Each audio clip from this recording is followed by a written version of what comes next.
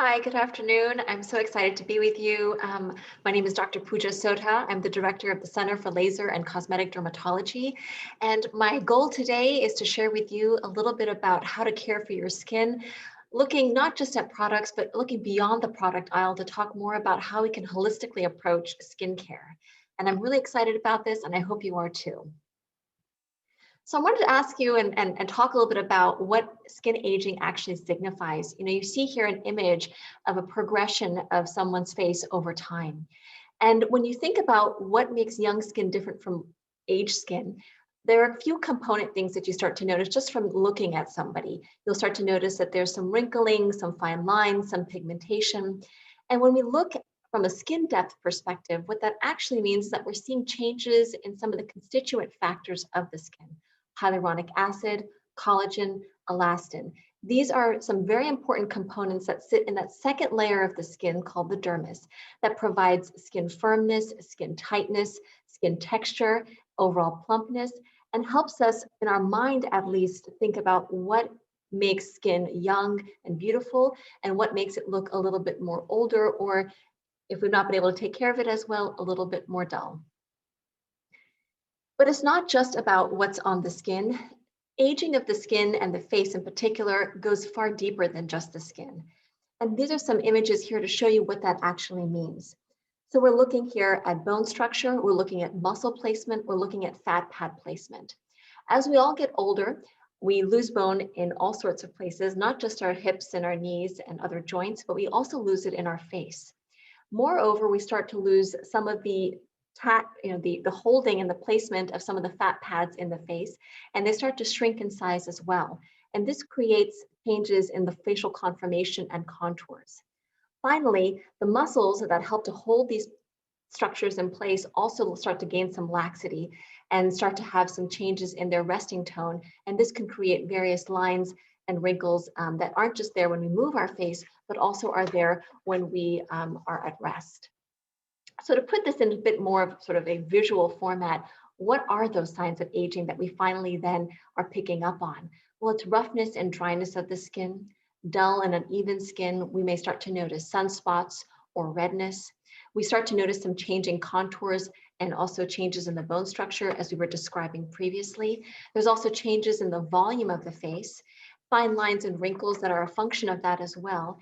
And then some enlarged pores and sagging also seem to sort of round out that effect as well. But we know that there's differences in skin aging, not just based on the morphology of all those other features that we talked about, but also in gender, race, and ethnicity. Based on the genetics of all of these different subgroups, the placement of our fat pads, the bone structure in our faces, the way that we will age from a hormonal or genetic perspective, all of these are variable within all the different populations we have in our world. And this is what makes skin aging so unique, is it can be so different based on so many different factors. So I want to talk about what those factors are. There are internal factors. Probably the two most important are genetics and then hormonal changes. Genetics is something that we just really don't have much control over. You're born with the code that you got. But when it comes to the hormonal changes, we see a lot of that data has come from studying postmenopausal women. Drops in estrogen have been correlated with loss of elasticity, dryness, roughness of the texture, decrease in the skin collagen, which we were talking about on that very first slide. And all of these things can lend to skin aging. We've seen similar effects in some smaller studies with men and loss of testosterone. We have seen that in women that get some hormonal replacement, some of these effects can be improved. The data, unfortunately, with hormone replacement and skin aging is controversial and small, so it's not usually our standard of care. Also note that changes in hormonal composition affects our bone structure as well, and that also changes the face as we were describing earlier. Well, what about the things that we actually can manage, the things that we can control? This isn't just about putting creams on your face. This is about really trying to get into habits that will give us lifelong skin improvement and help us mediate those effects of skin aging. This little graph or depiction here, I want to introduce you to this concept of something we call an exposome. An exposome is a tabulation, if you will, of all the different exposures that we have from our conception to our death, and the things that actually affect our skin aging. And we see here a number of things: sun radiation, tobacco, nutrition, stress, sleep, pollution. All of these things affect our skin. And it's not enough to just put a cream on or to take a tablet. We have to be mindful of these things. And I want to talk to you a little bit today about how we approach management of this. Because if we can manage these things, we could potentially reduce the molecular processes that damage our skin as a result of these exposures.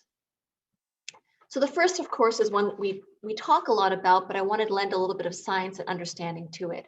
And that's the toll of the sun. So naturally occurring UV radiation is an environmental mutagen, and it's responsible for a number of changes in our skin. We see redness from this, inflammation, degenerative skin changes that we've described in some of those pictures already, and even increased risk of skin cancer. There are three bands within the UV spectrum. There's UVC, UVB, and UVA. Thanks to our atmosphere and the ozone layer, the UVC does not penetrate, but UVB and UVA do make it through. UVB penetrates our very top layer of our skin, can be absorbed and affect our DNA, and is a big culprit of skin cancers that we see on the surface of our skin. UVA has the ability to penetrate a little bit deeper down into the dermis, where that collagen, elastic fibers, hyaluronic acid is sitting. And so we do know that there are DNA mutagenic effects by UVA, but also there are deleterious effects on those components as well.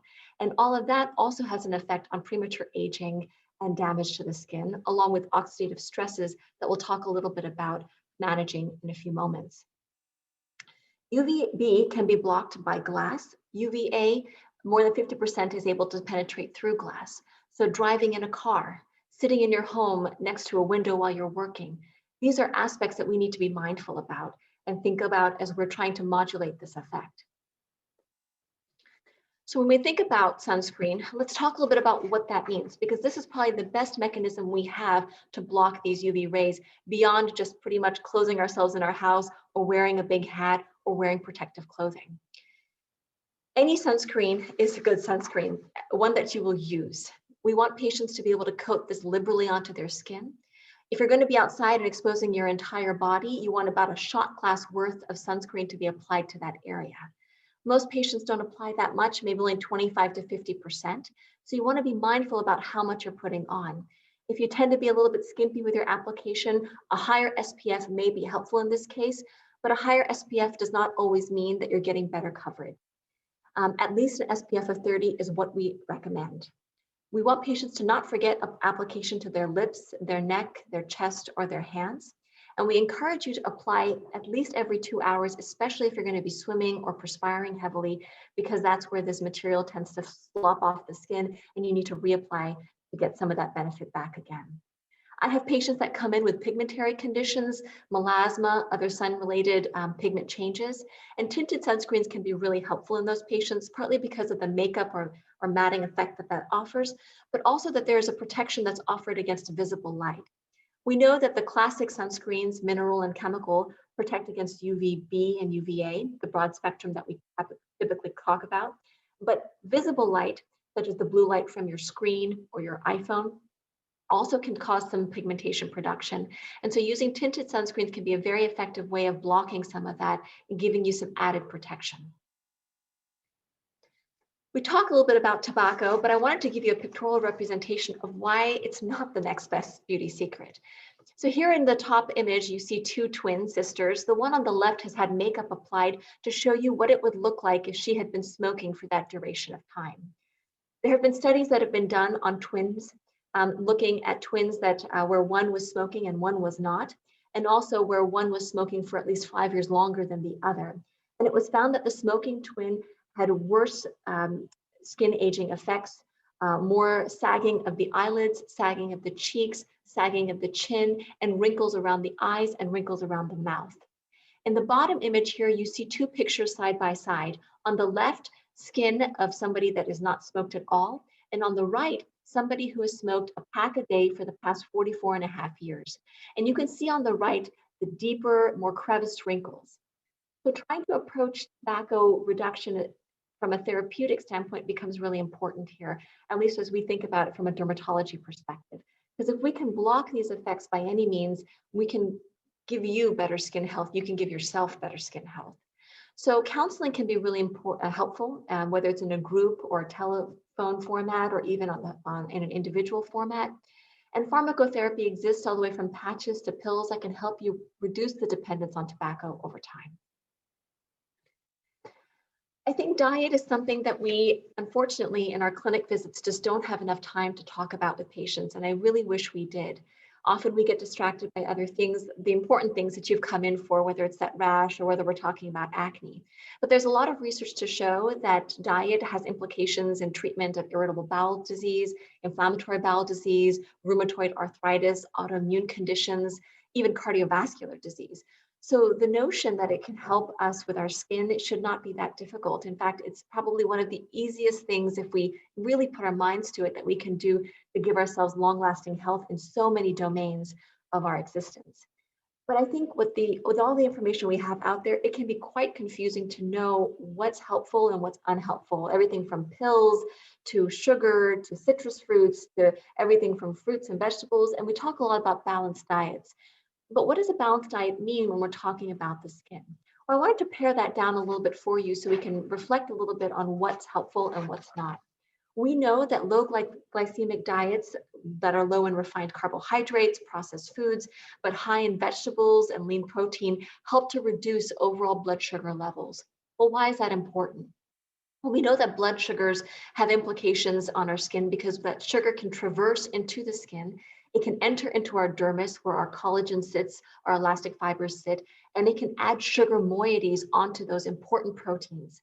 Once sugar moieties are added onto those proteins, it can actually instigate a pro-inflammatory cascade in our skin. And more importantly, our skin is unable to repair collagen and elastic fibers that have these sugar moieties attached to them. And so keeping our sugar levels controlled helps our body minimize the effects of that breakdown of collagen and elastic fibers that occurs. We know that our skin is exposed to pollutants and the UV radiation that we briefly talked about, and that can induce free radical production in our skin and reactive oxygen species. And that is modulated and controlled by some of the endogenous antioxidants we have in our skin. The two most important to mention to you are vitamin E and vitamin C. Vitamin E exists in a number of sources that you see there, everything from nuts and meats and dairy products and soy products and vegetables. And then vitamin C comes in the forms of a lot of our citrus fruits and vegetables. Vitamin E exists in a really small amount in our skin, but it has extremely potent effects. It is reactivated and reused by the body thanks to vitamin C, which helps us convert the used up vitamin E back to reusable vitamin E. Vitamin C is really one of the more prevalent antioxidants in our skin. One of the challenges of getting vitamin C through our diet is that our body has a limit on how much it can absorb through the intestines. So that's why we talk a lot about topical application of antioxidants, which we'll mention briefly in a few moments. I also encourage patients to think about their alcohol intake. There are some small studies out there that have looked at alcohol and its implications on the skin, and it has shown that long-standing alcohol intake can actually increase the pigmentation of the skin. So if that's something that you're noticing and you can think about that correlation to how much you're drinking, that might be helpful. Not all alcohol is bad. In fact, resveratrol, that it comes from grapes and can be in red wine, has potent antioxidant properties and is a member of the polyphenol family, which is a number of very potent plant-based antioxidants. Other ones that come from this family include turmeric, which is also known as curcumin, flavonoids, which give a lot of color to some of the foods that we eat, silymarin, which comes from milk thistle and has a number of antioxidant and anti-inflammatory properties and anti-cancer properties. Cinnamon also has similar effects, as does pineapple and passion fruit. Green tea is a great provider of the tea polyphenols as well. So we talk a lot about that balanced diet, but I want to be very clear about what those things are and what things you could add into your diet that would help you improve your overall skin health and your overall body health as well. So we talked a little bit about antioxidants, and I think why I mention it again here is that, as I mentioned, vitamin C can only be absorbed to some capacity in the body. So vitamin E needs that vitamin C as a booster, and so application of vitamin C topically is really helpful. You want to look for 10 to 20% concentrations when you're looking at store-bought brands. Finally, the stress and sleep cycle is really important here. I think we have made it in our society where we think that working really long hours and sleeping very little renders a lot of benefit. But there's good evidence that shows that it not only is worse for our skin, but it also makes our perception of our skin worse. So good quality sleep of at least 8 hours and finding ways to manage stress can be really helpful, whether that's yoga, meditation, deep breathing. There's even indications that show that being in good, loving relationships with family, friends, relatives, siblings also has really positive effects on our skin health. Aerobic exercise has been shown to improve the resiliency of our skin, improve the dermal collagen elastic fibers, and increase the texture and improve the texture of our skin. So at least 4 hours of aerobic exercise can be very important to improving your skin health overall. I'll have to mention a little bit about skincare because I know that some of you come here to listen to this talk thinking that we can talk a little bit about this. And I'm a huge fan of finding skincare that works well for you and makes a difference. When we think about cosmeceuticals, it's a huge industry, almost a $98 billion industry in the world. So it's a huge industry, but you want to get things that are going to give you some improvement of the biologic function of your skin. The data out there for a lot of cosmeceuticals is not the greatest, but we're using the fact that there are components of the ingredients in those topicals that have known benefits to the skin and that we're at least going to get some benefits from that.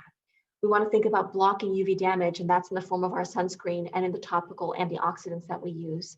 We want to think about barrier protection using good moisturizers to protect our skin's moisture level and to prevent things from getting into our skin that we don't want. And then we want to think about other ways that we can unify the tone, the texture, and the wrinkles and pore size that we see. So I always think about cleansing as a first step. It's the best defense for removing those pollutants you've accumulated throughout the day. It also is a great way for you to wash that stuff at night so you can apply and get good penetration of your anti-aging treatment. And then in the morning when you wake up, you can remove those dense cells that have occurred as you've had the repair process occur throughout the night. There are all sorts of cleansers out there on the market, gentle cleansers for sensitive skin, micellar water for people who want to do a pre-cleaning before they do their proper cleansing moment if they have makeup on. For patients that have more sensitive skin, sometimes my favorite is the Purpose Gentle Cleansing Wash. It's great for almost all skin types. It's pH balanced. For the body, I like Dove's soap bars, which have a little bit of moisturizer in there to confer a little bit of hydration to the skin. And then there are patients that are oil or acne prone that have better results with using a medicated wash with salicylic acid. Some of this is trial and error, so you have to get a few brands, see what works best for you. And sometimes you have to change your cleanser based on the season. Colder seasons, you might be a little too dry to use something harsh, but in the summertime, it might be easier to use a more rigorous cleanser. Moisturizers are all about maintenance of skin integrity. You want to think about the various functions that a moisturizer has, conferring moisture and maintaining moisture, softening the skin, and helping to exfoliate. Thicker products should be avoided in people that have acne-prone skin, particularly on the face. Think about fragrances and preservatives, which are common causes of allergy or irritation if you're finding a moisturizer isn't working well for you. And then there are some patients that do great with natural oils, and I'm not entirely against them. But be very conscientious about test spotting some of these products on certain spots of your skin to make sure that you don't have any irritation or allergy to them before you apply to large areas. Retinoids and retinols are great anti-aging therapies. There are a number of retinols over the counter. Retinoids are typically prescription strengths and have a slightly higher concentration, a range of higher concentrations, I should say, of the active substrate. We're really looking for an anti-acne, anti-tumor, anti-aging, and anti-inflammatory effect here. There's improvement of collagen, elastic fibers in the skin. There's reduction of inflammation. All of these are super positive effects. It takes time for your skin to get used to these products, so start slow. Apply it to a dry face. Don't do spot treatment, do diffuse treatment, and make sure that you're using a sunscreen and a moisturizer when you apply these topicals. They should be applied at night for the maximal benefit. We had a pleasure presenting this to you. I'm representing a wonderful department here at GW. We enjoy taking care of skin. We at the Department of Dermatology and the Center for Laser and Cosmetic Dermatology would love to meet you and care for your skin. So please reach out. Our website, at least for the Center of Laser and Cosmetic Dermatology, is www.gwlasercenter.com. And you can find the GW Laser Department through the GW websites as well. So we thank you so much.